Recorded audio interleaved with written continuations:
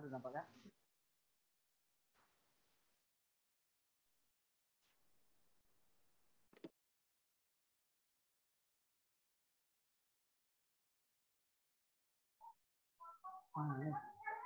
Ada aplikasi nampaknya?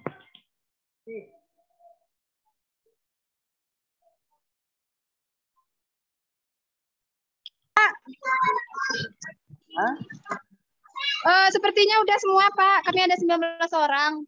19 atau 26? 24? Itu masuk kelas B juga, kelas A kayaknya tuh, Pak.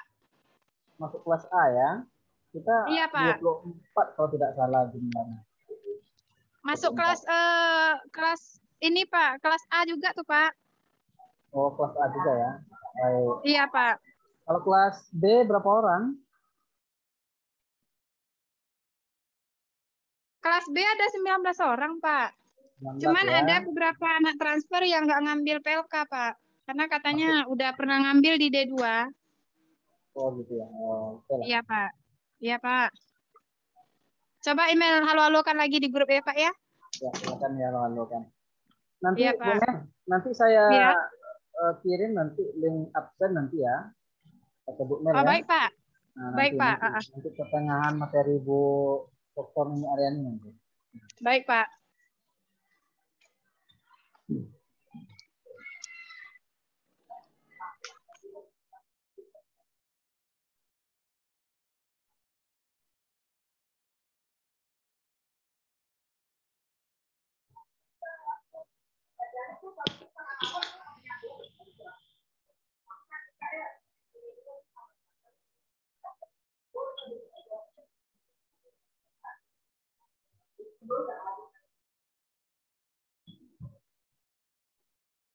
Baik, bismillahirrahmanirrahim. Bisa kita mulai, Bu Mel?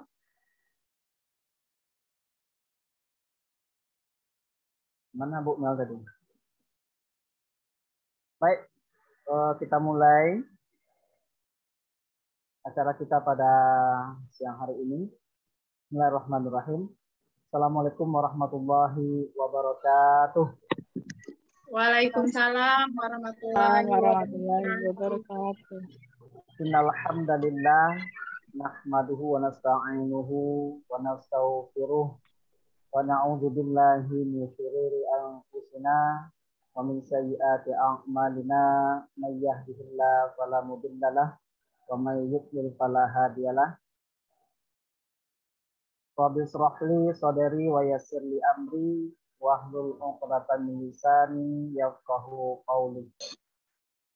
Bersyukur kita kepada Allah Subhanahu wa taala atas limpahan rahmat, nikmat dan karunia-Nya sehingga kita dapat melaksanakan acara pendekalan PLK pada siang hari ini. Selanjutnya selawat beriringan salam kita doakan kepada Allah, semoga tercurah kepada Nabi kita yang mulia, suri teladan kita, panutan kita, Nabi Muhammad sallallahu alaihi wasallam. Allahumma sholli ala Muhammad wa ala ali Muhammad. Assalamualaikum ya Rasulullah. Baik para peserta pembekalan PLK yang insya Allah dikasihi dan disayangi Allah Subhanahu wa taala. Sebelumnya marilah kita terlebih dahulu membaca Al-Fatihah secara bersama-sama di awal acara kita ini. Nanti saya akan bacakan, namun kita dibuka mikrofonnya, diikuti saja dalam di tempat masing-masing. Ya, tetap bersuara mengikuti, tapi nggak usah dibuka mikrofonnya. Nanti kita baca Al-Fatihah secara bersama-sama. Semoga nanti dengan kita membaca Ummul Quran ini kita akan diberkahi dan dirahmati oleh Allah Subhanahu wa taala. Baik, kita mulai dari ta'awudz. A'udzu billahi minasy syaithanir rajim. Bismillahirrahmanirrahim. Alhamdulillahi Rabbil Alamin. Ar-Rahmanir Rahim. Maliki Yaumiddin. Iyyaka na'budu wa iyyaka nasta'in. Ihdinas siratal mustaqim. Siratal ladzina an'amta 'alaihim ghairil maghdubi 'alaihim waladdallin.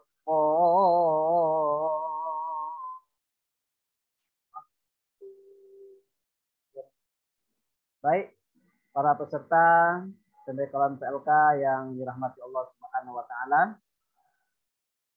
Sebelumnya saya akan membacakan random acara kita pada siang hari ini. Yang pertama, pembukaan yang dianggap sedang berlangsung. Kemudian nanti materi 1 yang akan disampaikan oleh Ibu Dr. Nini Aryani dengan tema pelaksanaan dan penulisan laporan PLK. Insya Allah dari sekarang sampai jam 14.30 nantinya. Kemudian dilanjutkan oleh materi yang kedua berkaitan dengan etika mahasiswa di lapangan yang akan disampaikan oleh Kaprodi PG PAUD, Ibu Herwina MPD. Baik, sebelumnya kita sapa narasumber kita terlebih dulu, Ibu Dr. Nini Aryani. Bagaimana kabarnya Bu? Sehat Bu Dokter? Alhamdulillah sehat. Walaupun kegiatan agak padat ya. Masya Allah, luar biasa ya. Nah, dari wajahnya semangat kali dia akan menyampaikan materi pada siang hari ini. Kemudian Ibu Herwina, bagaimana kabarnya Bu? Sudah bergabung? Alhamdulillah sudah bergabung Pak Hadi. Alhamdulillah. Semangat Bu Herwina? Semangat sekali Pak Hadi. Dari suaranya sehat sekali kayaknya ya? Iya, siap makan. Oh, Masya Allah, luar biasa. Ini peserta PLK ada makan semuanya nih? Belum, Pak. Belum? Sudah Pak. Ya, nanti kita makan bersama-sama ya. Bayar sendiri-sendiri. Di rumah masing-masing. Ya, baik. Oke, Langsung saja kita masuk kepada materi yang pertama. Tentang pelaksanaan dan penulisan laporan PLK, dan kami harap kepada seluruh peserta pembekalan untuk bisa mencatat barangkali ya hal-hal yang perlu nantinya agar ketika kita melaksanakan PLK nantinya tak lagi ada semacam panduan lah. Jadi kita mudah untuk melakukan sesuatu. Baik, langsung saja kita minta waktunya kepada Ibu Dr. Nini Aryani untuk menyampaikan materi berkaitan dengan pelaksanaan dan penulisan laporan PLK. Kepada Ibu Dr. kami persilakan.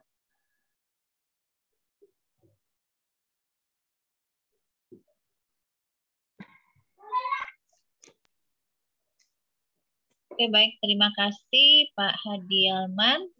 Bismillahirrahmanirrahim. Assalamualaikum warahmatullahi wabarakatuh. Waalaikumsalam warahmatullahi wabarakatuh. Suara saya cukup jelas nggak ya?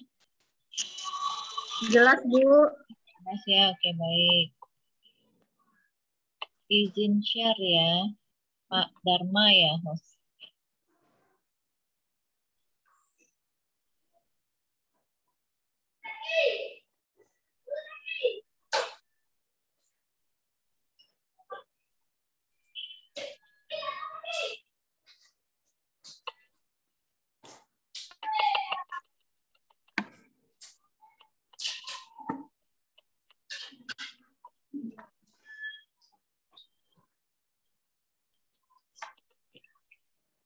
Ini gimana sih?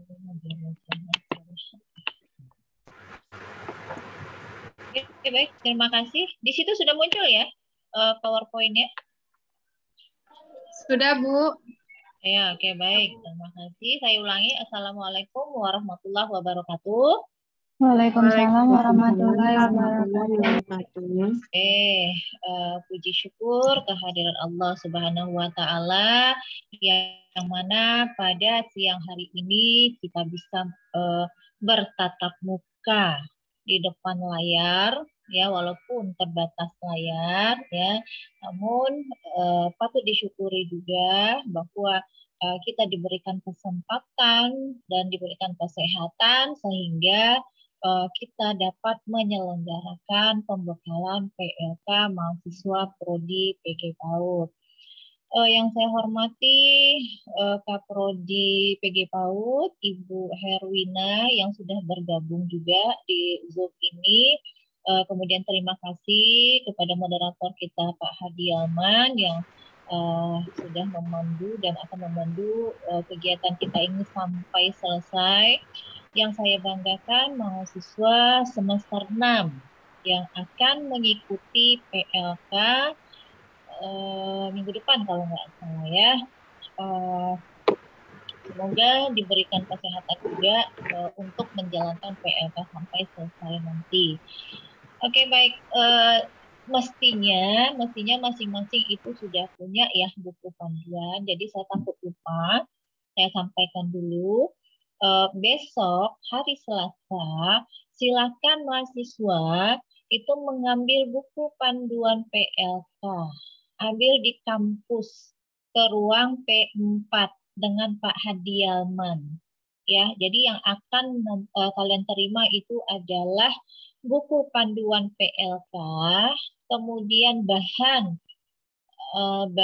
baju seragam, kemudian ada subsidi untuk jahit, ya. Nah, itu yang akan kalian ambil di kampus besok hari Selasa. Bagi yang tidak bisa boleh diwakilkan. Yang penting kita mengambilnya itu besok Selasa siang habis zuhur. Itu ya Pak Dialman ya? Habis zuhur. Ya. Nah, kurang lebih 2 jam sampai jam 3. Paling jam 3 mungkin udah nggak ada orangnya. Ya, jadi silahkanlah ambil ke kampus karena itu adalah bagian dari perlengkapan mahasiswa untuk mengikuti PLK. Oke, baik, kita langsung saja. Saya punya pertanyaan sebenarnya ini. Apa sih PLK itu? Silakan yang bisa memberikan jawaban atau yang bisa memberikan penjelasan. Praktik lapangan kerja ya, Bu. Praktik lapangan kependidikan, bukan kerja. Praktik lapangan kependidikan itu kepanjangannya, ya. Tapi sebenarnya PLK itu apa? Makna PLK boleh, ya. Atau bagaimana sebenarnya PLK itu? Ada yang tahu? Kalau tidak ada yang tahu, Ya, bagaimana kita akan melakukan PLK? Ya, dengan siapa? Tunggu dulu, saya ini layar saya nggak bisa melihat orang-orangnya ini gimana? Gimana di Pak Adi? Bentar.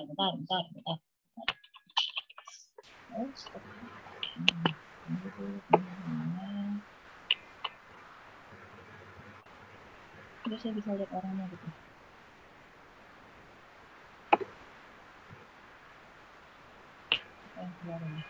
Kelihatan, Bu Nin? Ya. Kelihatan nggak? Saya kelihatan nggak? Iya, cuma Nggak ini bisa ya? saya nggak bisa lihat orang-orangnya gitu. Iya, saya cuma bisa lihat Bu Nini aja nih. Yang lain mana ya? Oke, udah nih. Ya. Oke. Nah, siapa yang bisa jawab? PLK apa? Kok panas ya? Ya, Bu. Ime coba jawab. Ya, silakan. Ya, menurut Ime PLK itu praktek atau langsung terjun ke lapangan cara mengajar atau menjadi guru sungguhan. Langsung dipraktekkan seperti itu, Bu. Oke. Mempraktekkan di kelas sesungguhnya, gitulah. Ya, mempraktekkan di kelas sesungguhnya. Satu lagi. Ada yang ingin memberikan jawaban? Silakan, satu lagi.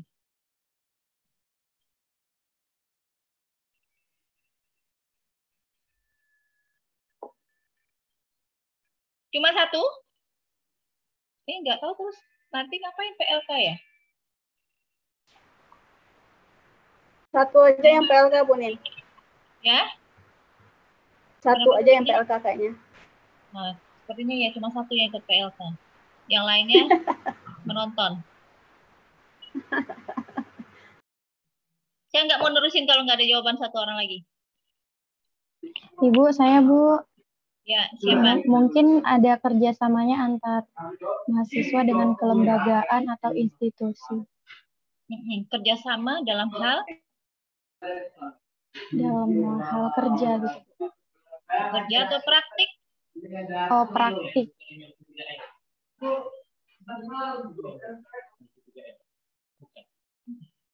Bentar ya, sebentar. Kan Ibu udah bilang kan, si passwordnya iya, dia kan informasi. Makanya enggak, Ibu enggak pernah buka. Makanya ganti. Udah ada second kita aja. Enggak ada buka. Barusan ganti. Hah? Barusan ganti. Dia kan kalau mau masuk kan dia harus konfirmasi di sini. Enggak dulu. Makanya udah ganti. Ada yang berusaha login. Nah, mungkin Udin yang tahu kan Udin kita berarti ya. Kemudian kita akan Oke, baik kita teruskan.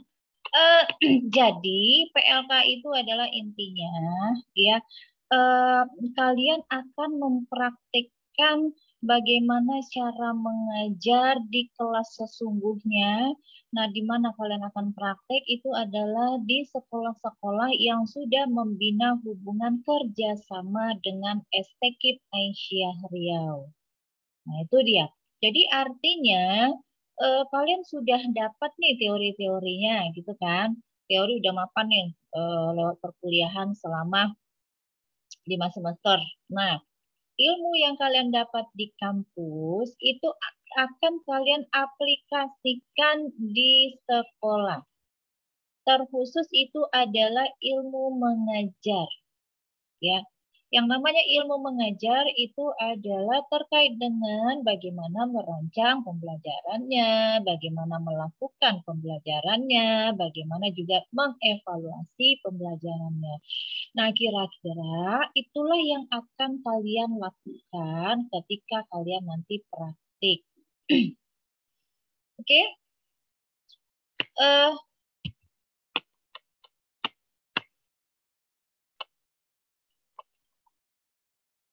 Nah, sudah berganti di situ ya slide-nya ya?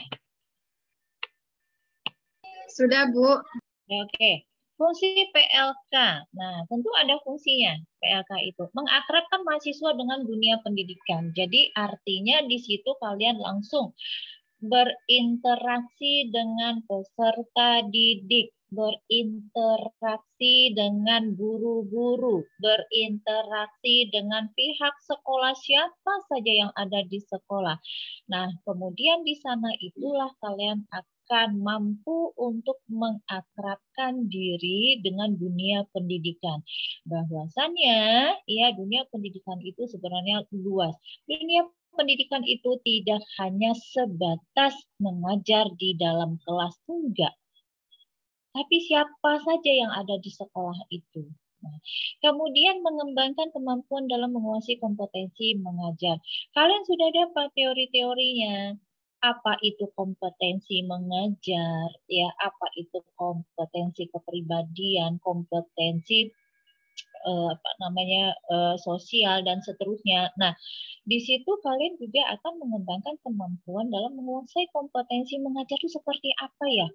Karena selama 5 semester itu kan kalian praktik itu di kelas mini namanya itu, namanya micro teaching itu, atau bahkan kalian hanya praktik sendiri. Nah, kalian belum praktik sesungguhnya. Ya, nah untuk itulah kalian perlu mengembangkan kemampuan kompetensi mengajar di mana di kelas sesungguhnya, yaitu di sekolah-sekolah TK sesuai dengan jurusannya gitu.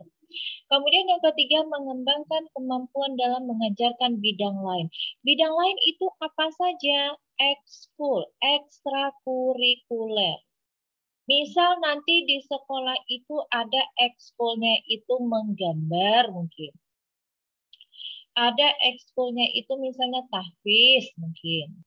Ya, yang namanya ekskul itu kan di luar, ya, di luar jam sekolah. Jadi dia tidak tergabung dengan intranya, intrakurikulernya tidak. Nah, bisa saja nanti kalian akan dilibatkan untuk kegiatan ekstra itu. Nah, itu kan sudah merupakan di luar apa ya? Di luar mengajar bidang apa ya? Di luar mengajarkan pembelajaran yang termasuk di dalam kurikulumnya yang wajib gitu. Nah, kalian akan dilibatkan untuk itu nanti. Jadi artinya dengan melakukan PLK itu banyak keterampilan, banyak pengetahuan yang akan kalian dapatkan di sana.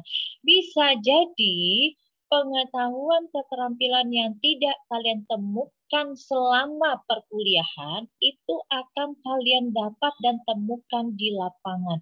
Bisa jadi nanti itu. Ya, jadi banyak sekali manfaatnya untuk PLK ini. Kemudian manfaat berikutnya melaksanakan kemampuan mengajar dan tugas-tugas lain. Nah, tugas lain apa saja? Contoh administrasi kelas mungkin. Ya, yang terkait dengan administrasi kelas apa saja? Ada yang tahu? Apa administrasi kelas? RPP. Iya. RPP, RPH, Terus RPM, RPM-nya. Terus lagi penilaian, penilaian. Absensi harian, Bu. Absensi. Ya. Jadi nanti kalian juga akan diajarkan bagaimana membuat RPM, bagaimana membuat RPP, bagaimana merekap absensi siswa, bagaimana melakukan penilaian yang tekniknya banyak-banyak itu. Nah, itu juga nanti akan kalian dapatkan selama kalian PLK. Jadi artinya selama PLK itu tidak hanya kemampuan mengajar saja yang kalian dapatkan, tetapi kalian juga akan mendapatkan kemampuan-kemampuan yang lainnya. Disitulah sebenarnya ajang untuk mengembangkan diri kalian ya untuk menjadi pendidik yang profesional nantinya. Nah, jadi sebenarnya banyak manfaatnya. Nah, agar fungsi PLK ini bisa kalian dapat, maka tentu kami juga akan memilih sekolah-sekolah mana ya yang bisa memberikan yang semua ini.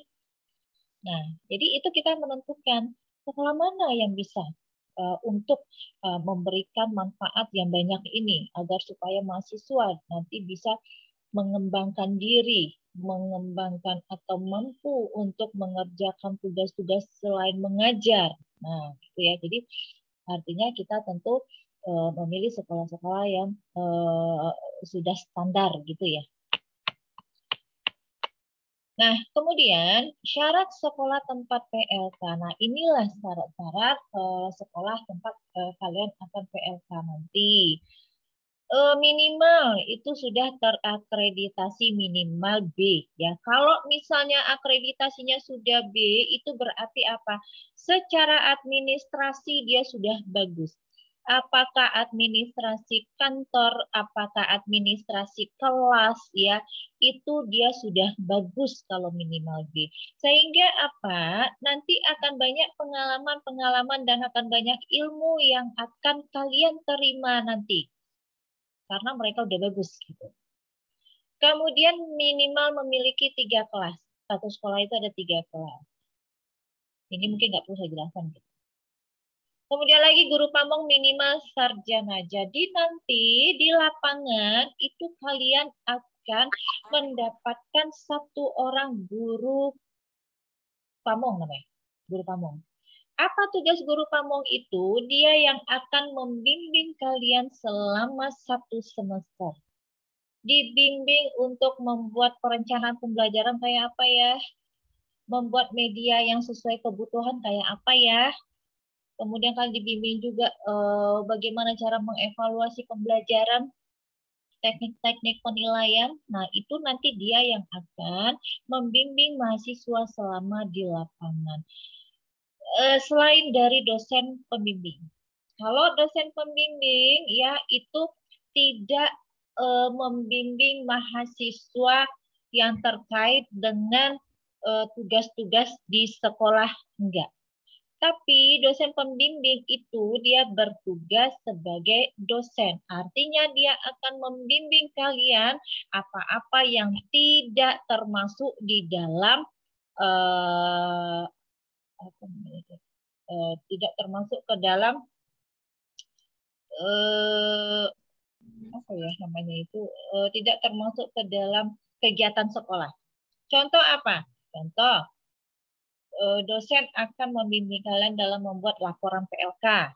Nah itu kalian nggak akan dibimbing oleh guru kamu, ya. Kemudian apalagi dosen pembimbing itu akan memberikan arahan ketika mahasiswa mendapatkan permasalahan atau kesulitan waktu di kelas atau waktu di sekolah, tapi bukan terkait dengan pembelajaran, tidak terkait dengan itu. Ya, jadi artinya ketika mahasiswa ini sudah masuk di sekolah itu, maka yang akan bertanggung jawab untuk membimbingnya adalah guru kamu. Jadi saran saya, selama kalian PLK, selama kalian di sekolah, banyak-banyaklah bertanya kepada guru kamu. Manfaatkanlah dia karena dialah yang akan menjadi guru kalian di sekolah itu. Kemudian syarat yang terakhir itu adalah sekolah tidak tempat mengajarnya mahasiswa. Artinya ini mahasiswa kan sudah banyak yang mengajar nih. Nah, tidak dibenarkan mahasiswa itu praktik di sekolah sendiri. Kenapa? Kalau misalnya kalian praktik di sekolah sendiri, ilmu baru apa yang kalian dapatkan? Kan nggak ada. Karena kalian bekerja di situ. Kalian tidak akan mendapatkan ilmu-ilmu baru. Itu satu. Yang kedua, kalian tidak akan bisa membandingkan. Membandingkan bagaimana sekolah itu yang idealnya, bagaimana yang tidak. Karena kalian tidak punya pembanding. Tapi jika kalian praktik di sekolah lain, kalian akan bisa membandingkan. Kalian punya pembanding. Pembandingnya apa? Sekolah di tempat saya mengajar dengan sekolah di tempat saya praktik. Oh, kayak gitu ya buat RPP-nya. Tempat saya nggak kayak gitu. Nah, itu kan ilmu baru namanya yang bisa diambil. Jadi oleh karenanya, ya tidak dibenarkan mahasiswa itu untuk praktik di sekolahnya sendiri. Kami sudah memetakan ya tempat-tempat praktik mahasiswa. Jadi nanti tolong mahasiswa lapor, karena kami tidak punya data mahasiswa ini mengajar di sekolah mana gitu ya. Tolong nanti ketika kami sudah share tempat Anda praktik, bagi yang dapatnya di sekolahnya sendiri itu coba segera lapor dengan saya, agar kami pindahkan ke sekolah yang lain. Kalau ada pertanyaan boleh langsung aja di room chat ya kalau ada pertanyaan. Nanti akan saya baca dari situ. Nah, apa yang harus dilakukan oleh mahasiswa sebelum mahasiswa ini diantarkan oleh dosen pembimbing ke sekolah? Itu yang pertama pembentukan kelompok. Pembentukan kelompok itu sudah dibentuk di P4. Ya, sudah kita bentuk kelompoknya. Ada 5 kelompok. Ada 5 kelompok dan masing-masing kelompok itu mendapatkan satu sekolah. Itu sudah kami petakan. Kemudian penyusunan jadwal. Jadwal ini artinya nanti ketika mahasiswa sudah mendapatkan tempat praktik, kemudian sudah mendapatkan dosen pembimbingnya atau DPL-nya, kemudian silakan mahasiswa ini menyusun jadwal. Jadwal apa yang disusun? Kapan nanti diantarkan ke sekolah, kemudian juga kapan mulai praktiknya dinilai, kemudian kapan ujian praktik, kemudian kapan penarikan mahasiswa kembali ke kampus, kapan mahasiswa membuat laporan PLK, kapan mahasiswa menyerahkan laporan PLK.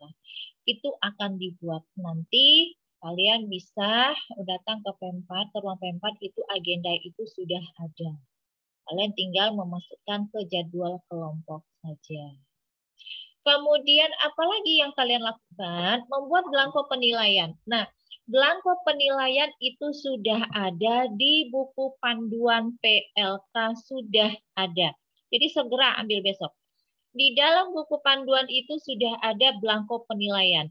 Jadi nanti kalian ketik ulang belangko penilaian itu, ya. Kemudian kalian fotokopi rangkap 11.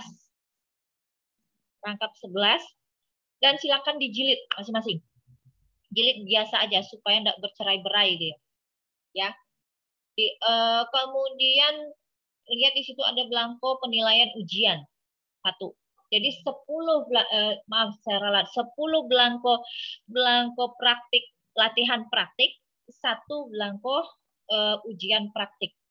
Ada contohnya di situ. Kalian ketik ulang, difotokopi, kemudian dijilid. Nah, nanti belangko ini kalian akan serahkan ke guru pamong. Ya, serahkan ke guru pamong. Karena setiap kali kalian praktik itu akan diberikan penilaian oleh pamong. Dia tinggal isi aja belangko itu nanti. Bagaimana cara mengisinya? Silahkan nanti kalian konsultasi dengan DPL masing-masing. Konsultasi. Ya, bagaimana caranya. Dan cara-caranya itu juga sudah ada di dalam buku PLK, udah ada. Kemudian ngapain lagi? Yang terakhir itu adalah membuat absen. Absen apa yang akan dibuat? Absen kelompok. Ya, setiap mahasiswa itu memiliki absen dibuat sendiri. Atau absen dari sekolah boleh. Yang terpenting itu adalah kalian punya absen sendiri yang khusus mahasiswa. Absennya tidak bercampur dengan guru sekolah. Itu harus ada. Ya, absen itu. Karena absen ini akan menjadi bukti pelaksanaan PLK di lapangan. Nah, kemudian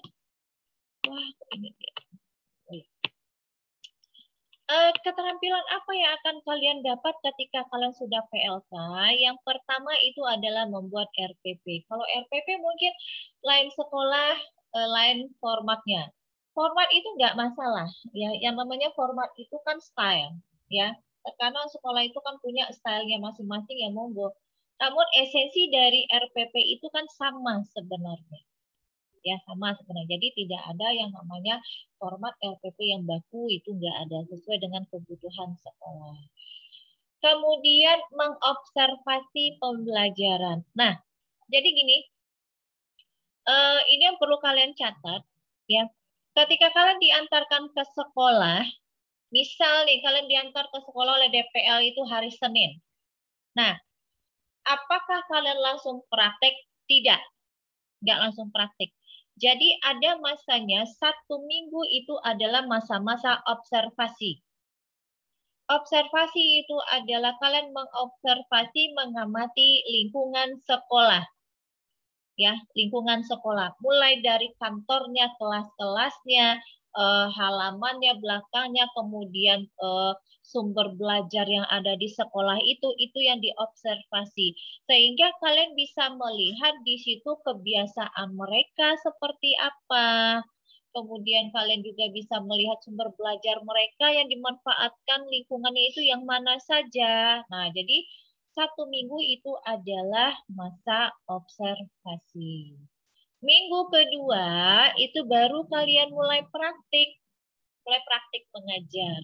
Jadi saran saya, ya ini perlu dicatat, saran saya, berembuklah dengan guru pamong ketika habis masa observasi 1 minggu, berembuklah dengan pamong itu dijadwalkan. Kapan kalian mulai praktik mengajar? Ya, itu dijadwalkan. Harus dijadwalkan dulu sehingga nanti jelas gitu. Kemudian keterampilan apa lagi yang dimiliki oleh mahasiswa? Membuat video pembelajaran.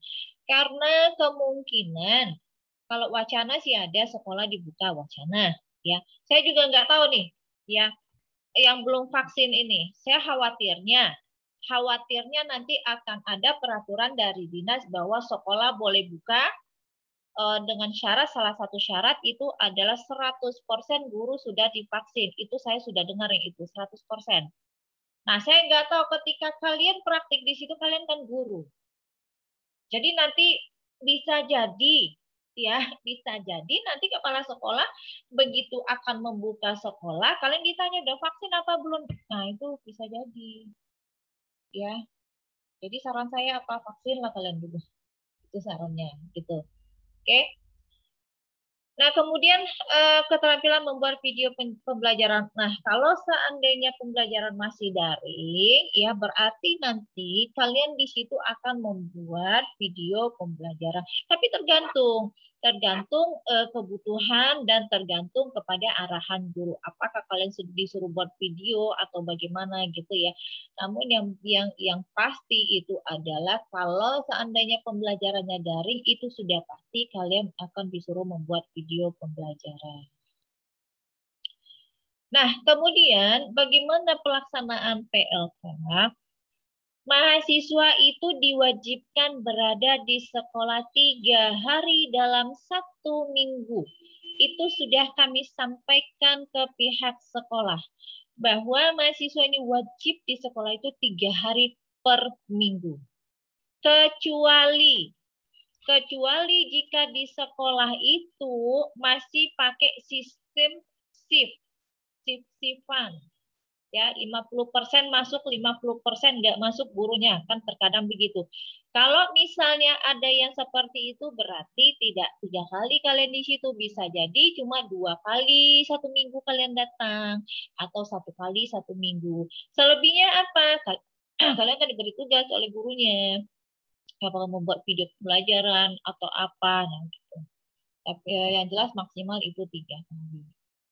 Kemudian setiap mahasiswa itu wajib praktik latihannya itu sebanyak 10 kali yang dinilai oleh guru pamong. Tadi sudah saya sampaikan, buatlah belangko penilaian ya. Contohnya kan ada di buku panduan. Buat rangkap 10 ini gunanya. Karena setiap kali latihan itu guru pamong akan memberikan nilai. Jangan lupa itu perlu kalian sampaikan. Bahwa kalian itu praktek 10 kali yang harus dinilai. Oh Bu, saya sudah 10 kali praktek, udah boleh ujian Bu, mana buktinya? Kalau misalnya kalian praktek 10 kali, tapi yang dinilai itu cuma 8. Apakah boleh ujian? Enggak boleh. Ya, tambah 2 lagi. Yang penting 10 kalinya itu dihitung dari penilaiannya.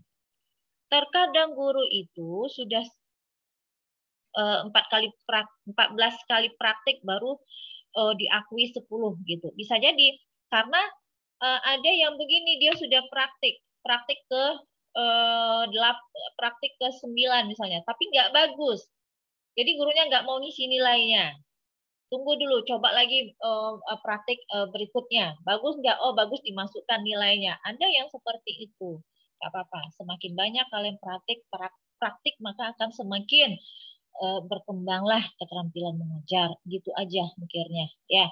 Kemudian jika sudah 10 kali baru dijadwalkan ujian praktik.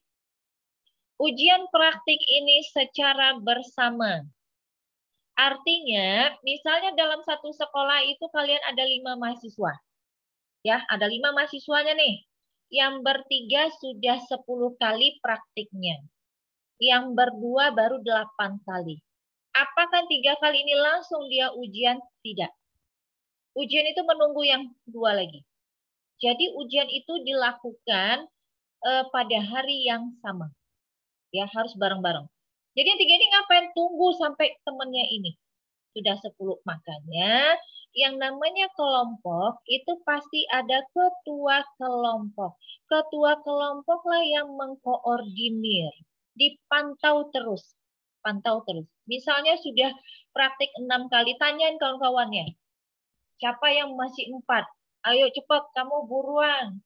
Minggu depan kamu aja yang praktik. Minta sama gurunya biar kita bisa bareng-bareng. Nah, kayak gitu. Saling support ya, saling support. Itu yang paling penting. Sehingga nanti betul-betul serentak ini 10-nya sama-sama selesai. Sehingga nanti langsung dijadwalkan untuk praktik ujian. Nah, sekolah di mana saja tempat apa namanya di mana saja tempat mahasiswa PLK. Nah, ini kita sudah memilih 5.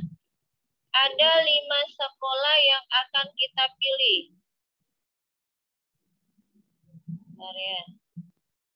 Ada 5 sekolah yang sudah kita pilih dan sudah kita sudah melakukan kerjasama ini ya.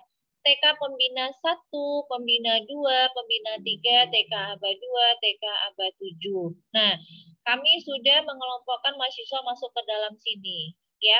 Jadi artinya sekolah yang ini 5 ini kok nomornya segini. Jadi sekolah yang 5 ini itu adalah sekolah-sekolah yang sudah memenuhi syarat untuk PLK ya. Nah, jadi nanti akan kita share ini mahasiswanya dapat di mana nanti akan kita share. Oke, sampai di sini ada pertanyaan sebelum saya masuk ke dalam laporan PLK.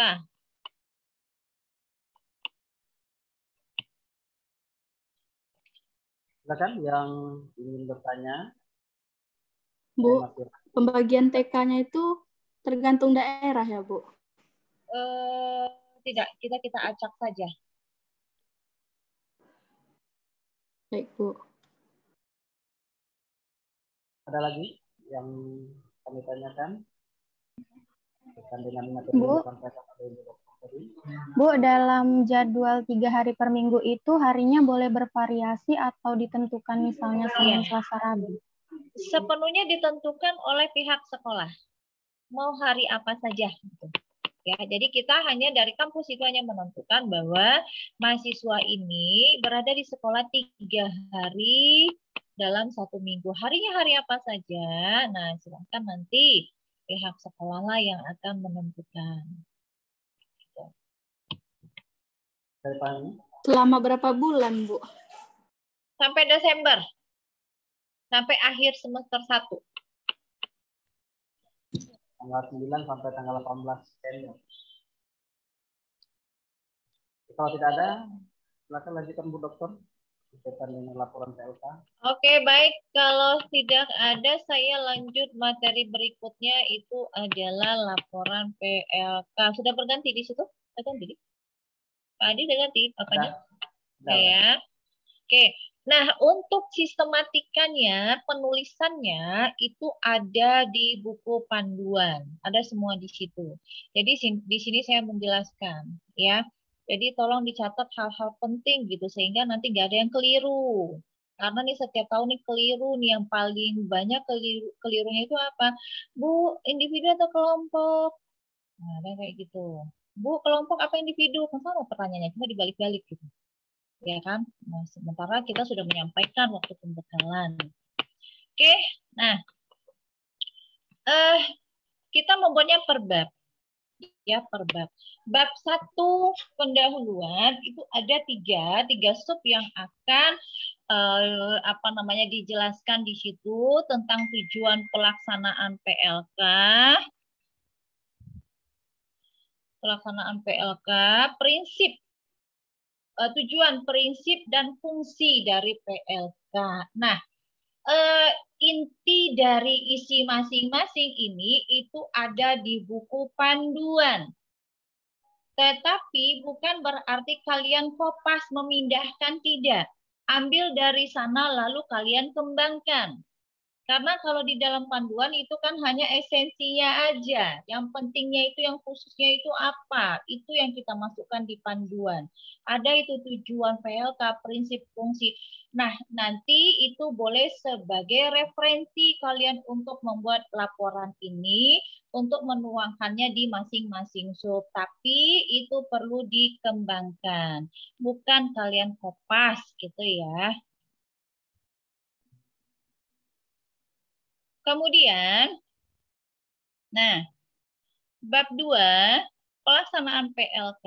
Jadwal yang poin A itu adalah jadwal PLK. Kalian masukkan di situ jadwalnya itu maksudnya yang kalian uraikan adalah tadi di awal sudah saya sampaikan ya, mahasiswa membuat jadwal. kapan kalian praktik yang 10 itu, kapan ujiannya. Nah, itu masuk di situ, boleh kalian tampilkan dalam bentuk tabel, kemudian di bawah penjelasan, boleh. Intinya jadwalnya itu nampak di situ mulai dari kapan dosen mengantarkan, kapan kalian observasi, kapan kalian praktik yang 10 kali, kapan kalian ujian praktik itu yang akan kalian tuangkan. Boleh dalam bentuk tabel, tetapi setelah itu di bawahnya kalian jelaskan. Kemudian yang B, kegiatan praktik mengajar. Ini pembahasan RPP namanya. Nah, kalau 10 kali praktik berarti akan ada 10 RPP. Apakah itu yang akan dibahas? Boleh saja ya. Yang terpenting itu adalah kalau praktik itu kan gini. Pembahasan RPP, misal kalian kan disuruh buat RPP gitu ya.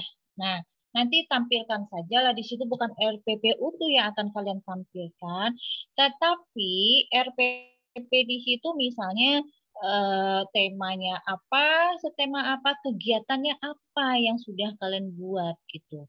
Di dalam RPP itu, rincian-rincian itulah dalam bentuk narasi dibuat. Sampai 10 itu. Kemudian implementasi. Nah, implementasi itu berarti apa, pelaksanaannya bagaimana. Nah, misal gini, biasanya mahasiswa itu kalau praktek itu bukan dari pembuka sampai akhir. Bukan pembuka. Dari kegiatan awal sampai kegiatan akhir, biasanya nggak begitu. Biasa guru itu awal-awal dikasih dia untuk kegiatan pagi. Terus nanti berangsur-angsur kegiatan di sentra misalnya. Nah, untuk implementasi ini silakan dicatat ya. Untuk implementasi ini berarti kalian di situ mendeskripsikan di bagian mana kalian praktik. Misal hari pertama itu, ini sinkron dengan RPP di atas ya. Misalnya hari pertama itu kalian diberikan praktik untuk membuka kelas misalnya. Nah, berarti implementasinya itu yang kalian deskripsikan. Hari pertama praktik pada hari ini tanggal sekian, pukul sekian sampai sekian misalnya ya. Mempraktikkan untuk kegiatan awal yang dimulai dengan membaca doa bla bla. Nah, berarti kegiatan itu saja yang akan kalian deskripsikan, bukan semuanya gitu. Karena biasanya gitu, yang kalian mempraktikkan yang bagian kegiatan mana, itulah yang akan kalian deskripsikan di poin 2. Ya, sampai 10. Nah, kemudian hasil refleksi, nanti ada refleksi. Ingat, ketika kalian menemukan refleksi berarti apa? Dari 10 kegiatan itu, kegiatan praktik kalian itu, ya, permasalahan apa yang kalian temukan? Kelemahannya apa? Nah, itu refleksi. Ya, itu yang akan kalian buat di situ. Kelemahan atau permasalahan apa yang kalian temukan selama 10 kali kalian praktik itu. Itu isi dari refleksi. Nah, kemudian bab 3. Yang kalian cantumkan itu hanyalah hambatan dan pemecahan. Artinya, hambatan itu yang mana? Kalian lihat yang ini tadi. Refleksikan, kalian menyampaikan kelemahannya. Kelemahannya apa saja? Kelemahan itu kan akan menjadi hambatan. Misalnya kelemahannya itu adalah, nah misalnya ini, kelemahannya kebetulan hari itu tatap muka misalnya. Tapi terbatas, ya kan kalau sekolah dibuka pasti tatap muka terbatas namanya. Nah, terbatasnya apa? Yang mestinya pembelajarannya 30-40 menit kegiatan inti, tapi dibatasi hanya sampai 20 menit, misalnya gitu. Sehingga apa? Sehingga kalian sulit untuk menuntaskan kegiatan yang sudah kalian buat di RPP. Itu kan hambatan-hambatan. Hambatan apa? Sehingga pembelajaran atau kegiatan itu nggak maksimal misalnya. Nah, itu yang akan kalian jadikan sebagai hambatan. Berdasarkan hambatan itu pemecahannya bagaimana? Nah, kan bisa jadi pemecahannya nih. Misal begini, pemecahannya mungkin saja besok masih tatap muka dengan anak yang sama, kan bisa kita teruskan pembelajarannya. Atau dengan membuat video pembelajaran. Video pembelajaran khusus kegiatan yang kemarin nggak tuntas itu kalian videokan, kalian buat videonya, kalian tuntaskan, kemudian kalian share di grup kelas, misalnya gitu. Itu kan sudah bagian dari pemecahan. Jadi nanti dia sinkron antara hambatan dengan pemecahan. Apa hambatannya, kemudian bagaimana pemecahannya.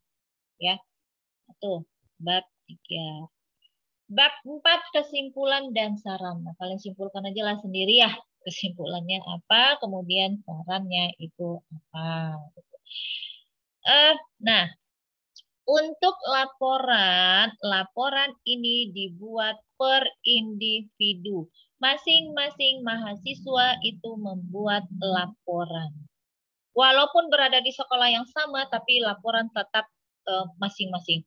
Karena apa? Karena pengalamannya nggak sama, ya. Yang kalian kerjakan nggak sama.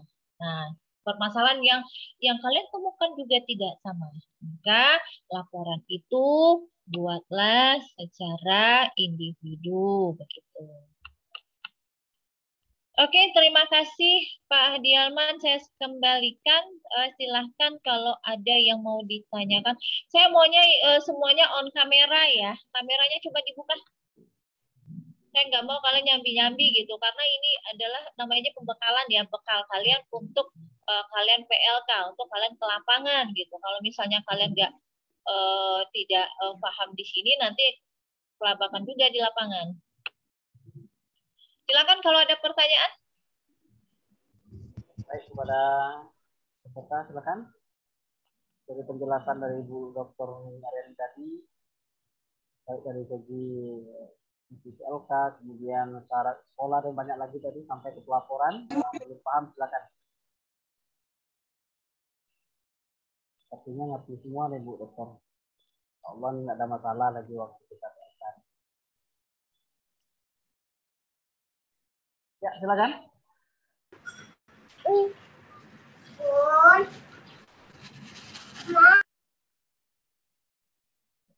Sudah paham?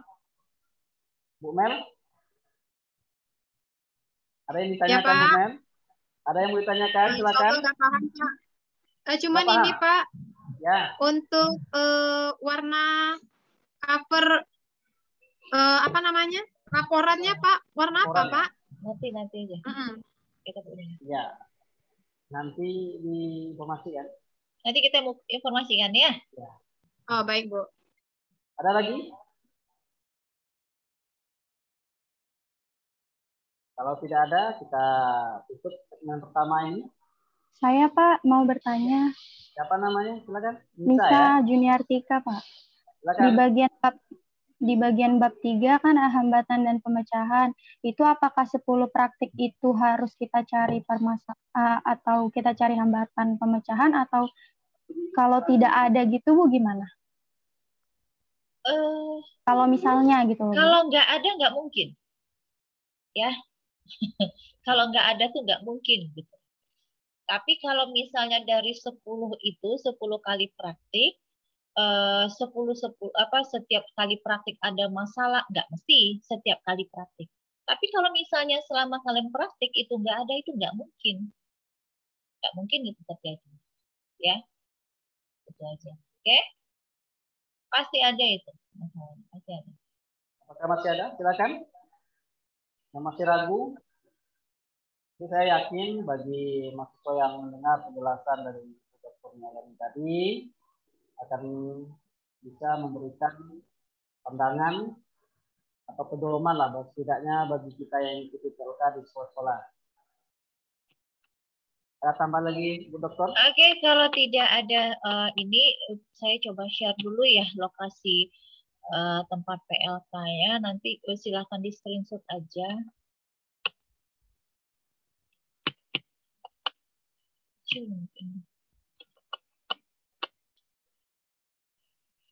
Silakan di screenshot. Terlihat di situ ya. Silakan di screenshot.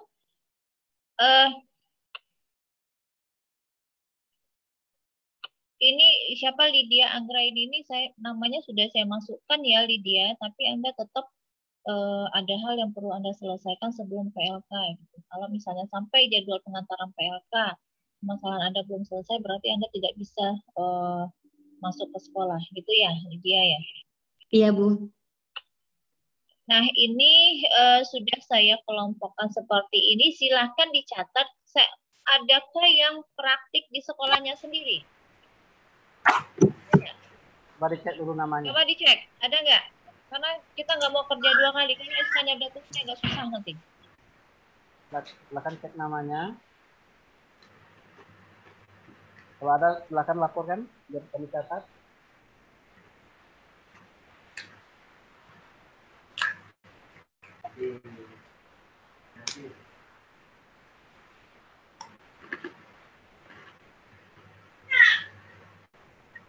Nggak ada ya? Oke. Nggak ada Pak. Ada sepertinya. Ada? Siapa? Nggak ada Pak. Nggak ada ya? Ada ya. Oke, baik. Nah, berarti nanti silakan saja hari Kamis ya, hari Kamis nanti. Ini kan sudah tahu nih tempat-tempat PLK-nya. Nah, silakanlah kalian tunjuk siapa yang menjadi ketua kelompoknya, ya, ketua kelompok masing-masing. Nanti di hari Kamis, ketua kelompok itu bisa membuat grup PLK, ya, grup PLK. Kemudian hubungi dulu ketuanya, hubungi dosen pembimbing dulu, ya. Biasanya kalian adalah mahasiswa yang akan PLK di TK ini, misalnya Bapak Ibu adalah DPL untuk PLK ini misalnya. Nah, kemudian kalian buatkan grupnya. Oke. Mungkin itu saja yang perlu saya sampaikan. Terima kasih atas waktunya. Saya tutup. Assalamualaikum warahmatullahi wabarakatuh. Waalaikumsalam warahmatullahi wabarakatuh. Terima kasih kepada Dr. Heri yang telah memberikan materi pada siang hari ini sebagai bekal bagi kita untuk pelaksanaan PLK tahun ini. Dan kita berdoa semoga PLK tahun ini lancar dan tidak ada kendala satu apapun. Baik, Amin. Kepada seluruh peserta PLK, kita masuk kepada segmen yang kedua. Halo, Assalamualaikum Bu Ina. Waalaikumsalam Pak Adi. Sehat Bu? Dengar Pak Adi. Ya, kita ada standby nih. Ya. Suara Bu Ina terdengar semuanya? Dengar. Halo. Bisa didengar ya? Langsung saja kita berikan waktu kepada Ibu Herwina untuk menyampaikan materi yang kedua yang berkaitan dengan etika mahasiswa di lapangan. Nah materi ini sangat penting dan perlu sekali bagi mahasiswa karena dari pengalaman-pengalaman yang telah kita dengar dan kita lihat banyak persoalan-persoalan ketika di lapangan itu mahasiswanya tidak tahu etika ya. Langsung saja kepada Ibu Herwina, sekali lagi saya ketika tahu ya. Tapi nah yang penting materi ini sangat kita butuhkan. Walaupun bagus punya kita, kalau di tempat orang perlu kita hargai aturan orang ya. Kemudian ibarat pepatah, di mana langit diinjak di situ bumi dijunjung. Nah langsung pada Ibu Herwina. Tebal ya baik Pak Adi, terima kasih banyak untuk semuanya nih. Assalamualaikum warahmatullahi wabarakatuh. Waalaikumsalam warahmatullahi wabarakatuh. Baik, ini sudah siang menjelang sore. Jam ngantuk nih Bu Wina. Mungkin tadi karena banyak duduk atau apalah nih. Atau ini aja lah dulu, refreshing dulu lah nak. Ada yang mau nyanyi nggak?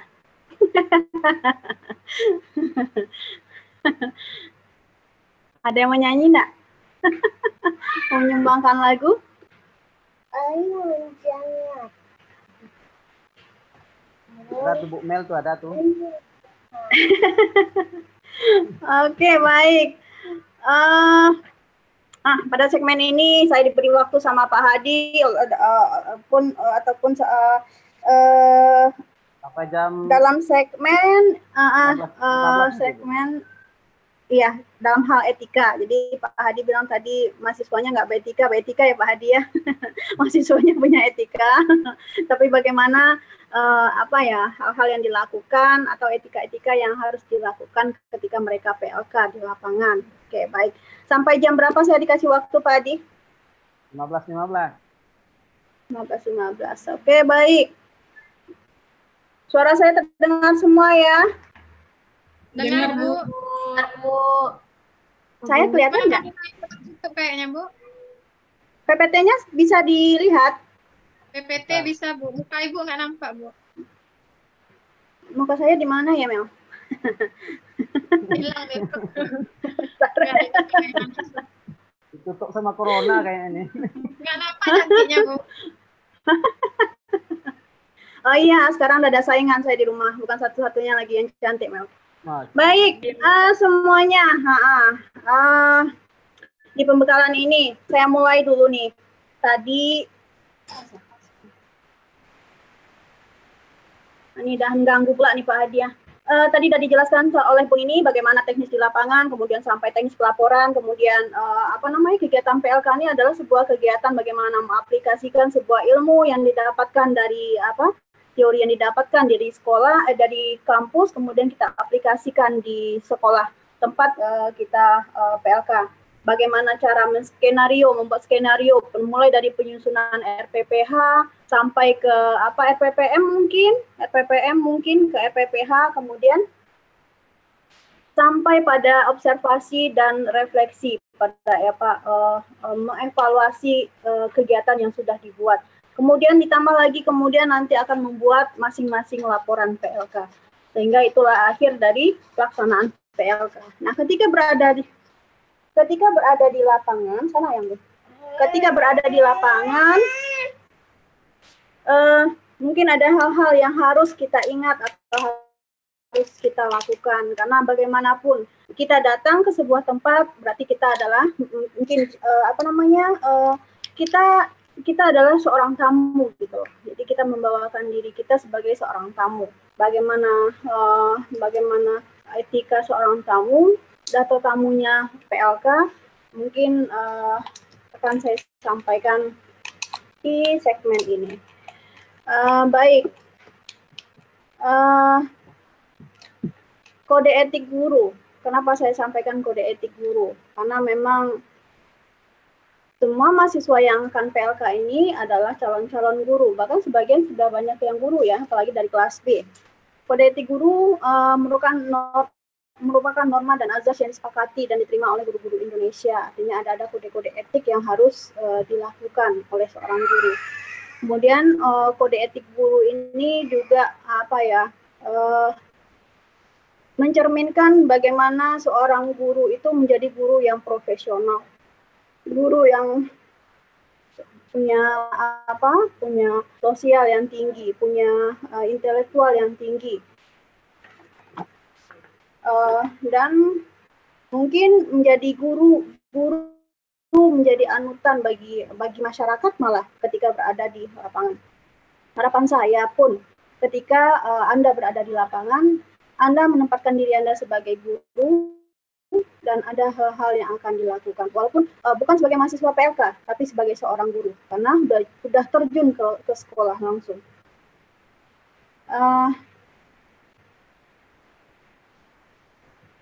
Baik.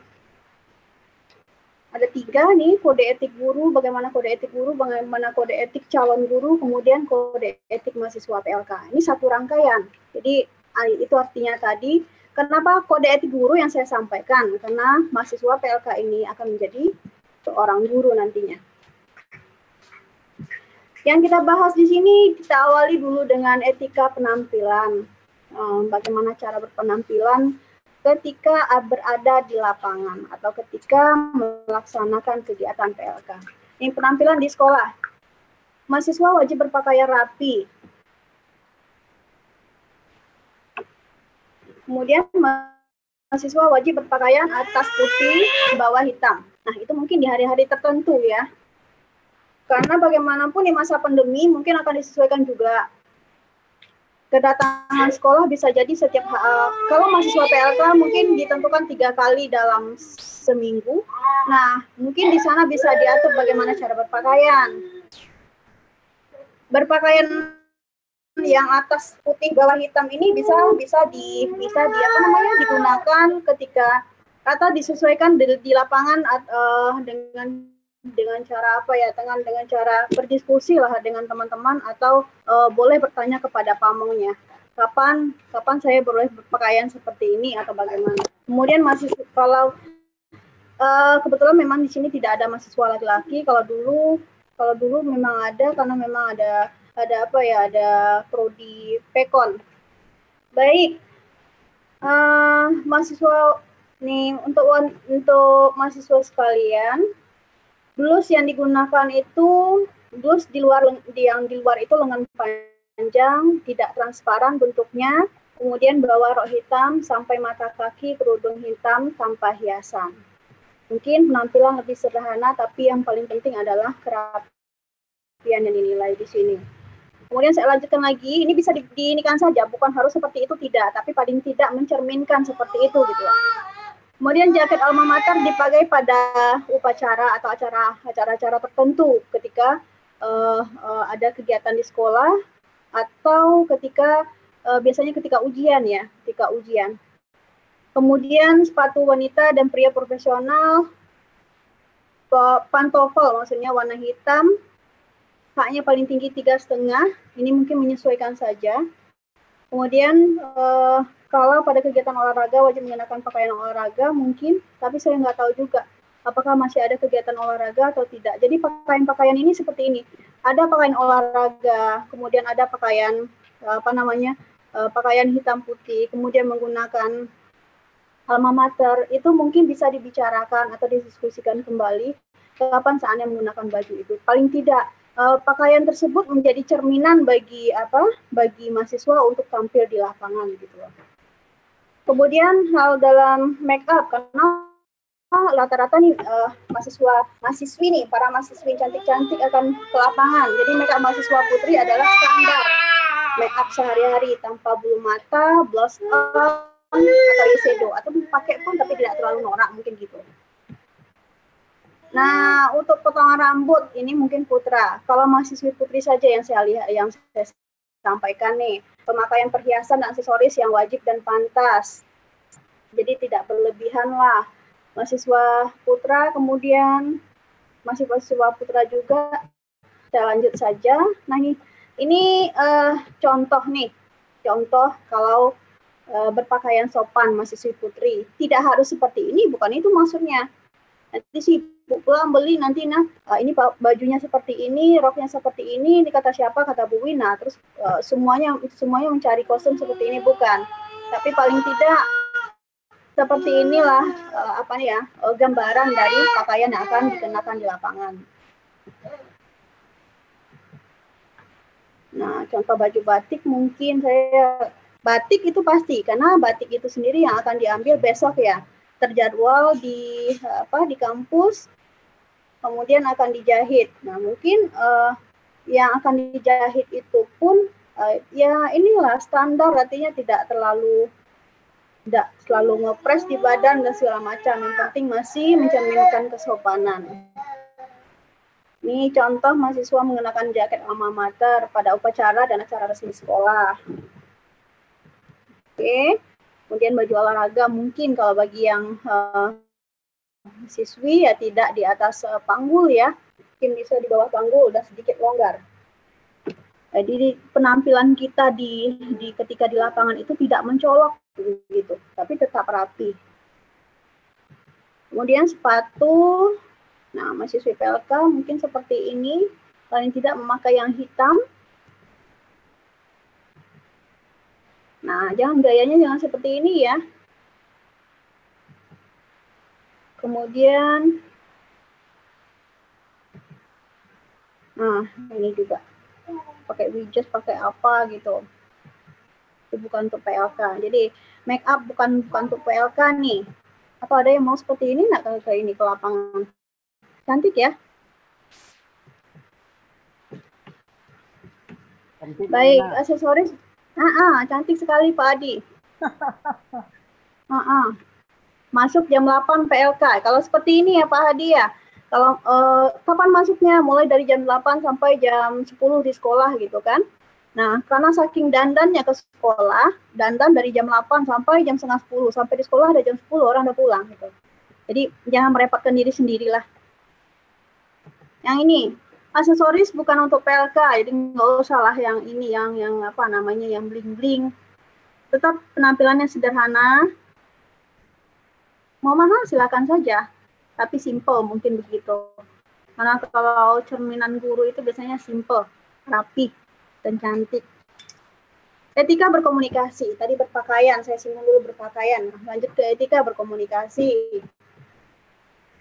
Mungkin ada hal-hal yang dibudayakan, yaitu selalulah tersenyum, selalu menyapa, santun, sopan, dan salam. Ini ada pula senyumnya. Nah, senyum itu senyum ya yang ikhlas. Jadi budayakanlah senyum 5S ini selalu. Selalu tersenyum, selalu menyapa, selalu memberikan salam. Assalamualaikum paling tidak. Kemudian sopan dalam bertutur kata, santun dalam bersikap. Bisa ya, saya rasa bisa loh. Karena ini semuanya juga sebagian udah guru-guru, kemudian mahasiswi di sini semuanya sudah pada jenjang semester 6 atau udah 6 semester melalui banyak hal di STKIP gitu. Jadi kalau hal-hal seperti ini tidak usahlah saya ajarkan lagi. Baik, lanjut lagi. Kemudian menggunakan bahasa Indonesia yang baik dan benar. Jika menggunakan bahasa daerah sesuai dengan tata krama berbahasa. Menggunakan bahasa Indonesia yang baik dan benar ini bukan hanya, apalagi sekarang banyak daring nih. Kemungkinan komunikasi yang kita lakukan di sekolah atau dengan pamong, dengan kepala sekolah, dengan wali murid itu juga hati-hati, mungkin melalui WhatsApp atau chat. Nah, bahasa yang digunakan itu adalah bahasa Indonesia yang EYD-nya yang benar. Tidak menggunakan bahasa singkatan, tidak menggunakan misalnya awalnya menggunakan assalamualaikum, awalnya maksudnya menggunakan salam, tapi pakai ASS. Nah, itu apa artinya tuh? Saya paling tidak suka kalau mahasiswa menggunakan kata-kata ASS itu. Tak tahu dia maknanya entah apa. Jadi kalau enggak sama sekali, atau lengkapi assalamualaikum, ASSLLKM itu boleh kalau kepepet. Tapi kalau dengan pamong, dengan kepala sekolah, ya bolehlah kita lengkapi gitu. Begitupun dengan wali murid, karena wali murid itu akan menilai nanti itu siapa. Oh itu guru yang ada di sekolah sekarang. Dia tidak tahu oh itu mahasiswa PLK dan segala macam. Kalaupun tahu dia mahasiswa PLK, dan mahasiswa itu menggunakan bahasa, kemudian komunikasi yang baik di lingkungannya, itu bagian dari apa ya, gambaran ini mahasiswa STKIP loh. Jadi masyarakat juga akan tahu kalau mahasiswa STKIP itu tata bahasa dan penggunaan bahasanya itu sangat baik. Kemudian jika menggunakan bahasa daerah sok silakan. Misalnya yang dari Minang, ketemu dengan orang Minang ya silakan, misalnya ketemu wali murid, ketemu guru, tapi mungkin di luar kegiatan yang formal, bukan di dalam lingkungan yang formal. Itu saran saya. Yang dari Batak boleh saja, tapi jangan ketika ada wali murid, ada guru-guru, ada orang-orang penting di keliling kita. Kalau di luar itu silakan saja, dan lain-lain bahasanya. Nah, lanjut lagi, menggunakan kalimat yang sopan dan pantas. Maaf ya, saya diganggu. Dalam berbicara dilarang menggunakan kata-kata yang kasar, yang tidak sesuai dengan kaidah bahasa Indonesia. Kemudian pertanyaan atau pendapat disampaikan dengan menggunakan kata yang sopan, tidak menggunakan handphone ketika sedang belajar atau ketika berbicara. Ketika ini tata krama ketika Anda berbicara. Ketika berbicara, tataplah muka orang tersebut, atau jangan nanti pamongnya bicara, wali muridnya bicara, atau siapa yang bicara dengan Anda di sekolah, kemudian Anda melihara HP. Jadi seperti apa ya? Seperti nganggap remeh saja gitu. Kemudian tidak menggunakan handphone ketika sedang belajar, kecuali kalau memang handphone itu digunakan sebagai media pembelajaran saat itu. Berkomunikasi menggunakan media elektronik secara wajar dan sopan memperlancar pelaksanaan PLK. Saya yakin hal utama yang dilakukan adalah komunikasi. Komunikasi ketika Anda datang ke sekolah. Waktu pengantaran, waktu pelaksanaan, waktu penjemputan, semuanya dilakukan dengan komunikasi. Kalau komunikasi dari awal itu lancar, tidak ada miskomunikasi, insya Allah nanti pelaksanaan PLK-nya juga akan lancar. Semoga ya, amin ya. Amin, Bu. Ya, oke. Amin. Kemudian komunikasi tulis menggunakan ballpoint tinta hitam. Nah, sediakanlah. Belilah ballpoint warna yang tinta hitam, itu yang digunakan di sekolah, baik untuk tanda tangan atau untuk apa saja. Kemudian berkomunikasi menggunakan handphone atau chat dengan menggunakan bahasa gaul dan sikatan dan sebagainya, jangan dicoba, jangan dilakukan. Jadi kalau dengan chat, gunakanlah bahasa yang menggunakan bahasa Indonesia yang benar. Baik, itu pembahasan yang kedua. Pembahasan yang kedua, kita masuk lagi ke etika pergaulan mahasiswa PLK. Nah, tentang etika pergaulan. Ini dia. Ini terkait juga dengan 5S tadi ya, menerapkan sopan santun, senyum, sapa, salam jika bertemu dengan semua komponen kampus dan sekolah. Yang kedua, menyambut kedatangan siswa dan warga sekolah di pintu terdepan sesuai aturan sekolah, itu pun kalau ada tatap muka dilakukan di sekolah. Kemudian menyambut tamu yang datang di ruang PLK, sekolah mitra, atau yang lain dengan santun dan bersahabat. Bersahabat ya, jangan kaku. Baik, bertutur kata dengan sopan, jujur, bersahabat dengan semua komponen sekolah, mempunyai komponen kepekaan sosial terhadap lingkungan, atau proaktif dan kreatif lah. Jadi kita harus apa ya, harus bisa membaca lingkungan tempat kita PLK. Kita harus proaktif, kita harus kreatif, ada hal-hal yang memang harus kita bantu, ya kita bantu saja tanpa harus diinstruksikan terlebih dahulu. Kemudian menjaga norma pergaulan antara guru praktikum dengan peserta didik dan sesama warga sekolah. Bukan warga sekolah, bukan hanya guru, bukan kepala sekolah, bahkan wali murid sekalipun. Kemudian ditambah lagi dengan mungkin ada petugas bersih-bersih atau apa di sana, jangan diabaikan juga.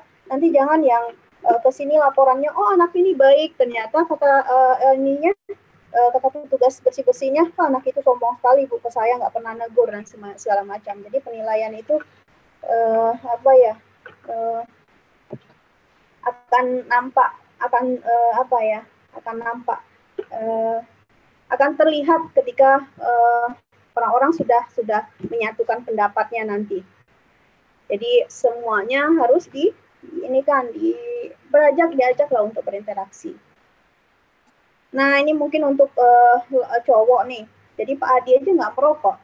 Tidak merokok, mengkonsumsi miras dan narkoba, tidak mengunjungi tempat-tempat yang dianggap tidak pantas. Jadi jangan sampai hal-hal ini terdengar oleh tempat kita PLK, apalagi oleh kampus. Bisa langsung DO. Lanjut ya. Baik. Itu etika pergaulan. Etika pergaulan. Etika berkendara. Mungkin kalau etika berkendara, rata-rata semuanya punya kendaraan. Datang ke sekolah bawa kendaraan ataupun diantar. Jadi berkendara secara sopan, kemudian melengkapi komponen kendaraan sesuai aturan terstandar, memakai helm SNI, melengkapi surat kelengkapan berkendara menggunakan masker standar. Kenapa? Masker ini di masa di masa pandemi ini wajib nih. Jadi mungkin ada hal-hal aturan lain yang harus diikuti di sekolah, yaitu saya lupa tadi itu terkait dengan COVID-19. Artinya kita semua harus mengikuti protokol kesehatan yang ada di sekolah. Jadi tetaplah pakai masker. Tetaplah bawa hand sanitizer di dalam tas. Artinya kita terlihat safety oleh orang-orang di sekeliling kita. Jadi kita tidak dianggap sebagai ancaman lah gitu. Kemudian jaga kesehatan. Jaga kesehatan mungkin dengan apa? Dengan sering mengkonsumsi air putih dan segala macam. Ya, kalau Anda batuk-batuk nanti di lapangan batuk, flu, pilek dan segala macam, udah nanti nggak boleh ke sekolah. Nah, itu hal-hal yang akan menghambat PLK Anda. Kemudian berkendara secara sopan. Nih, kembali ke kendaraan tadi. Kenapa hal-hal ini penting? Misalnya saja nih, tidak menggunakan di antaranya satu poin keempat, melengkapi surat kendaraan. Tiba-tiba di jalan nanti ada yang razia. Gara-gara razia akhirnya tidak bisa datang ke tempat PLK. Nah, itu kesalahan siapa? Sekali, dua kali dimaafin oleh si pamong ya boleh gitu. Tapi waktu pun sekarang terbatas. Datang ke sekolah bukannya tiap hari. Tidak bisa digantikan dengan hari itu. Berarti kita harus ikut jadwal berikutnya. Untuk minggu ini berarti dianggap sudah tidak masuk. Nah, ini yang dihindari. Baik. Nah, etika waktu. Ini hal yang harus diperhatikan sekali. Etika dalam berwaktu ini saya ingatkan sekali lagi, ini beberapa mahasiswa yang lalu-lalu gitu. Saya tidak ingin terjadi lagi. Yang terlambat, kemudian ada juga dia yang mengatur waktu di sekolah. Artinya kan jadwal, ketika kita datang ke sekolah, kemudian sudah dijadwalkan, oh jadwal kamu hari ini, yang nama si Anu hari ini gitu kan. Tapi ada juga yang mengatur waktunya. Dia sendiri yang mengatur waktunya, Bu, mungkin saya hari ini tidak bisa datang dan segala macam, jangan. Kesepakatan awal tentang waktu itu harus ditepati. Jadi dari awal saja sudah terlihat bahwa kita sosok seperti apa di lapangan tersebut. Kalau memang tidak setuju dari awal, sampaikan. Jangan nanti iya saja sampai di lapangan, selalu molor waktunya, selalu terlambat. Karena mungkin di waktu yang ditentukan oleh sekolah itu mungkin si mahasiswa ini ada keperluan di jam yang sama gitu. Atau pas pengantaran anak atau apalah gitu. Nah, jadi etika waktu ini sangat penting sekali. Komunikasi sangat dijaga di sini. Kemudian dilarang ke sekolah datang ke sekolah seperti inilah kira-kira. Datang ke sekolah itu lebih awal sebelum jam masuk sekolah. Mungkin kalau sekarang daring, ya tetap jam berapa janjian dengan pamong dan ini datanglah lebih awal. Kemudian wajib mengisi daftar hadir. Nah, itu yang teknis di lapangan tadi. Ini yang sangat penting. Ketika datang, isi daftar hadir, waktu datang dan pulang. Serta tidak boleh diwakilkan. Jangan nanti pesan aja sama teman, pulang duluan ya, gitu kan. Misalnya Mel mau pulang duluan nih, pesan aja sama si temannya, tolong absenkan ya. Nah, jangan sampai terjadi. Pulang setelah 15 menit, pulang 15 menit setelah kegiatan sekolah berakhir. Jadi bukan berarti kalau di TK itu kalau lonceng atau tanda anak-anak sudah boleh bubar terus kita bisa pulang juga, tidak. Tapi ikutilah dulu, mungkin bisa membantu guru melakukan kegiatan kegiatan apa saja lah di sekolah. Yang penting ketika guru-gurunya sudah pulang, kita baru pulang atau ketika sudah diizinkan. Kemudian beritahu jika terjadi keterlambatan. Ya, komunikasi kembali. Kalau memang terlambat itu karena hal-hal yang sangat urgensi, sifatnya, ya silakan dikomunikasikan secepatnya dan jangan bohong. Nah, ini dia. Tidak, karena apa yang kita sampaikan itu kadang doa loh. Kalau kita bilang sakit, tidak sakit ya bisa jadi sakit. Jadi jangan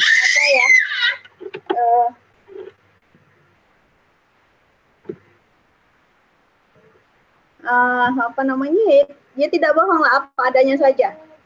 Tapi tidak berkali-kali pula dibuat. Tidak izin terlambat sekali, 2 kali sih oke, 3 kali bukan terlambat lagi namanya itu. Baik, lanjut. Tidak diizinkan untuk urusan di kampus selama jam sekolah. kecuali ada rekomendasi dari Pusat Pengembangan PLK atau P4. Kalau memang perlu ke kampus, ini lagi di sekolah nih, ya pentingkanlah di sana dulu. Kemudian jika datang terlambat, harap mengkomunikasikan kepada koordinator guru, guru pamong, atau kepala sekolah. Baik, berarti waktu ini yang penting ketepatan waktu itu sangat akan ketepatan waktu kita berarti itu sebuah nilai buat mahasiswa PLK di lapangan. Kemudian kalau memang terjadi sesuatu, komunikasi ini yang nomor satu, komunikasikan dengan baik sehingga nanti tidak terjadi miskomunikasi atau isu-isu yang tidak diinginkan oleh si mahasiswa sehingga mahasiswa ini sendiri yang akan terganggu kegiatan PLK-nya gitu loh. Nah, ini masa pandemi nih, tahun ajaran baru siswa masuk. Saya nggak tahu apakah, tapi mudah-mudahan rasanya pandemi udah sepi ya. Semoga lah ya. Tahun ajaran ini nih memang masih anak TK atau masih siswa di TK masih sebagian masuk 3 kali seminggu atau masih ditentukan, bahkan sebagian hari masih daring. Nah, mungkin apa yang harus dilakukan di sekolah ya dikomunikasikan, disesuaikan dengan jadwal-jadwal yang sudah dibuat oleh sekolah dan patuhi apa yang ada di sekolah itu. Baik, mungkin ini protokol kesehatan tempat PLK ini sangat penting. Anda tuh selalu jangan sampai lupa masker. Jadi kalau berjalan jangan lupa helm, tapi sampai di sekolah itu jangan lupa masker. Artinya kalau bisa hand sanitizer itu juga ada standby di tas kita. Kenapa? Karena saya sampaikan sekali lagi, jangan kita sebagai sebagai ancaman yang datang bagi lingkungan kita gitu loh. Kita nanti tidak pakai masker, mungkin karena kurang minum, terus naik motor jadi batuk-batuk sampai di sekolah gitu kan. Nah, yang di sekolah jadi kurang nyaman. Jadi hal-hal itu tuh diantisipasi dari sekarang. Bawa masker lebih mungkin dalam tas dan sebagainya untuk antisipasi. Baik, mungkin itu saja yang dapat saya sampaikan. Singkat memang, tapi harapan saya seperti ini.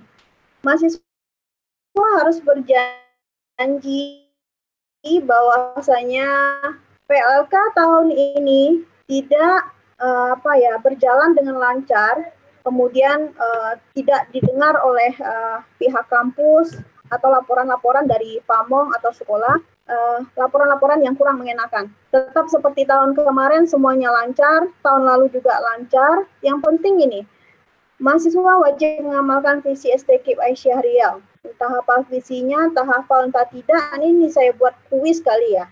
Mahasiswa PLK bertanggung jawab atas pelaksanaan kode etik mahasiswa PLK. Kode etik guru loh, kode etik mahasiswa PLK itu. Jadi wajib, harus bertanggung jawab dengan apa yang sudah ditetapkan. Kemudian mahasiswa PLK wajib menjunjung tinggi marwah nama baik STKIP Aisyah Riau dan sekolah mitra tempat PLK. Jangan sedikit pun mencoreng nama STKIP ataupun nama sekolah. Jadi jagalah awal itu dari komunikasi, dari penampilan Anda, kemudian dari kedisiplinan kita di sekolah. Patuhi aturan yang ada di sana, karena kita datang sebagai seorang tamu, tempatkan diri kita sebaik-baiknya. Mungkin itu saja yang dapat saya sampaikan. Mungkin ada hal-hal yang akan ditanyakan, ini silahkan. Baik, terima kasih Bu Rina yang telah menyampaikan materi yang luar biasa. Saya pikir sangat jelas sekali berkaitan dengan ketika kita melaksanakan PLK nantinya. Dan mungkin ada pertanyaan dari kawan-kawan peserta PLK, silakan.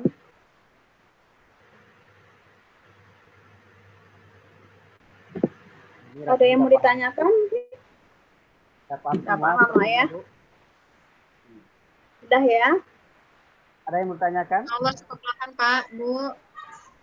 Oke, baik. Sudah paham katanya Pak Adi. Alhamdulillah, saya doakan PLK tahun ini lancar. Dan ingat selalu jaga nama baik marwah SDK Pak Aisyah Riau. Jaga komunikasi, iya, jaga sikap, jaga waktu. Jadilah orang yang kreatif, kemudian yang proaktif di lapangan. Sedikit apa ya, agak lebihkanlah tenaga itu sedikit. Jadi dari sekarang persiapkan satu mental, kemudian persiapkan kesehatan. Di masa pandemi ini itu yang paling penting, sehingga nanti PLK-nya berjalan dengan lancar. Saya rasa cukup Pak Hadi. Terima kasih atas waktunya Pak Hadi. Ada yang bertanya? Assalamualaikum warahmatullahi wabarakatuh. Sudah ada? Ada lagi? Waalaikumsalam warahmatullahi wabarakatuh. Saya umumkan kembali tentang pengambilan dasar baju, kemudian bantuan dan subsidi. Besok insya Allah jam 1 sampai jam setengah 3 ya. Cepat ya, setengah jam. Saya pikir udah paham ya, Mel? Ya Pak. Sampai jam setengah 3 nggak apa-apa? Setengah 3 insya Allah Pak. Dari jam 1 ya Pak? Dari jam 1 ya. Insya Allah Pak. Pak, itu kan dapat bahan baju. Model bajunya diserahkan ke mahasiswa masing-masing atau ditentukan kampus? Model bajunya sepertinya diserahkan kepada mahasiswa ya Bu, ya, sekolah ya. Yang penting sesuai dengan yang disampaikan oleh Bu Herwina tadi, tetap menjaga kode etik kita, panduan-panduan kita dalam berpakaian, terutama jangan sampai melanggar syariat Islam lah ya. Bu Ina, ya, betul Pak Hadi. Berkaitan dengan pertanyaan Ibu Mel tadi. Iya, baik Pak Hadi, mungkin kalau untuk baju kita tidak tidak mengharuskan satu model gitu. Tetapi yang paling penting adalah baju itu sudah sudah ada unsur-unsur kesopanan di sana gitu. Baju misalnya contohnya baju tidak terlalu ketat, kemudian memang bisa dipakai untuk yang berjilbab, kemudian tidak di bawah panggul, tidak di atas panggul dan sebagainya. Kalau yang lain mungkin yang berjilbab dalam ya sesuaikan saja gitu, karena bahannya memang terbatas juga kan. Tapi paling tidak sudah ada unsur-unsur kesopanan di sana. Kayak gitu. Baik, terima kasih Ibu Herwina. Kalau tidak ada, dan barangkali itulah pertemuan kita pada siang menjelang sore ini. Semoga apa yang disampaikan oleh kedua narasumber kita tadi bisa kita pedomani dan menjadi inspirasi bagi kita untuk kesuksesan PLK kita pada tahun ini. Baik, akhir kalam kita tutup acara kita dengan baca hamdalah. Alhamdulillah. Selamat PLK ya. Wabarakatuh. Ya Bu.